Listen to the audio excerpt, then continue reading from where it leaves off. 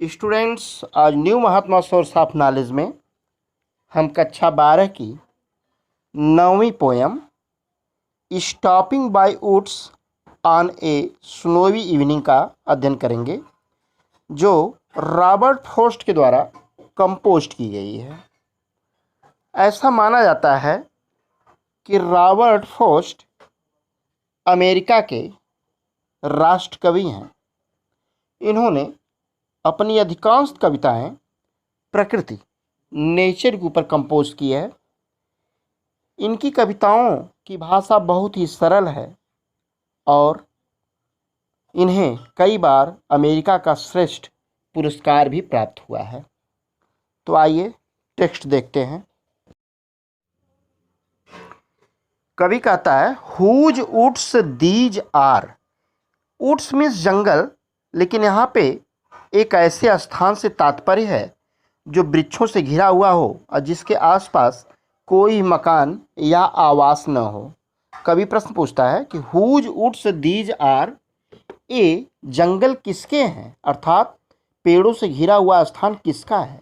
I think I no, फिर वह महसूस करता है और सोचता है कि शायद his house in the village though, कि उसका गांव इस गांव के मध्य में या किसी गांव के मध्य में होगा।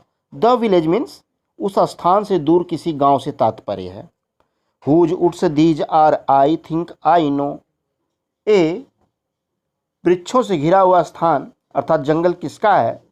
फिर कवि कहता है, मैं सोचता हूँ और महसूस करता हूँ, जानता हूँ कि his house in the village तो, कि उसका घर इस स्थान से दूर स्थित गांव में होगा। He will not see me stopping here, और उस स्थान से वो मुझे यहाँ ठहरता हुआ नहीं देख पाएगा। To watch his woods fill up with snow, और बर्फ से ढके हुए अपने इस वृक्षों वाले स्थान को निहारता हुआ भी नहीं देख सकेगा। तो हुज वुड्स दीज आर, ए जंगल किसके हैं। आई थिंक आई नो, मैं सोचता हूँ और मैं जानता हूँ कि his house in the village though, कि उसका घर गांव के मध्य होगा। He will not see me stopping here, वह मुझे यहाँ ठहरता हुआ नहीं देख सकता है। To watch his woods fill up with snow, मैं उसके इस बर्फ से ढके हुए जंगलों को निहार रहा हूँ। My little horse must think it queer. Quite means अजीब, विचित्र। माई लिटिल हॉर्स, मेरे छोटे घोड़ों को मस्ट थिंक इट वीर, अवश्य ही विचित्र लग रहा होगा, अर्थात मेरा छोटा घोड़ा अवश्य ही अजीब महसूस कर रहा होगा। To stop without a farmhouse near, बिना किसी निकट फार्म हाउस के ठहरता हुआ देखकर, बिना किसी रुकने के स्थान के रुकते हुए देखकर मेरे छोटे घोड़े को अवश्य ही विचित्र लगता होगा। Between the woods and the frozen lake, इस जंगल के और जमी हुई झील के मध्य में।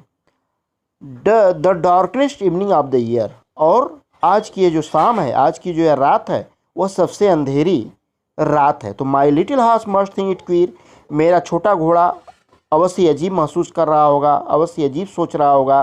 To stop without a farmhouse near, अपने मालिक को बिना किसी ठहरने के स्थान के रुकते हुए देखकर।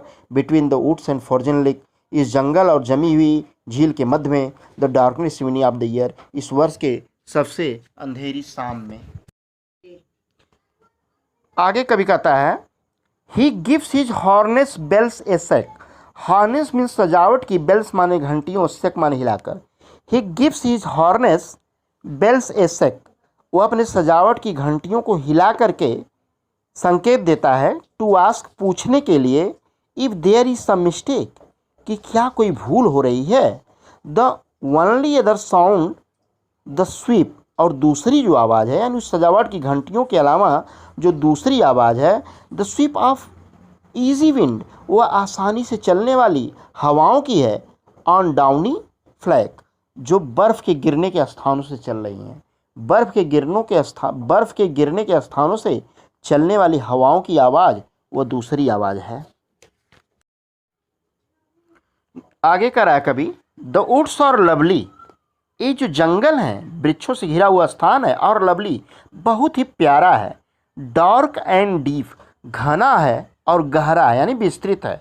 But I have promise to keep, लेकिन मुझे पहले वादे को पूरा करना है।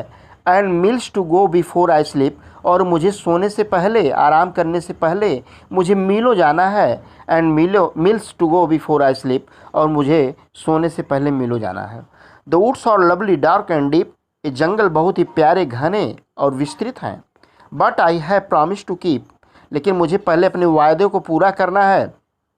And miles to go before I sleep, और मुझे सोने से पहले मिलो जाना है। And miles to go before I sleep, और मुझे आराम करने से पहले मिलो जाना है। अर्थात इस कविता में कवि यह बताने का प्रयास किया है कि संसार में बहुत से आनंददायक, मनोरंजन से भरे हुए पल आते हैं, लेकिन उनका ध्यान न रखते हुए सबसे पहले हमें अपने कर्तव्य को पूरा करना होता है, और जो हम दायित्व या जिम्मेदारी उठाए हैं उसका निर्वाह पहले करना होता है। उसके बाद ही हम आराम या सुख या आनंद ले सकते हैं।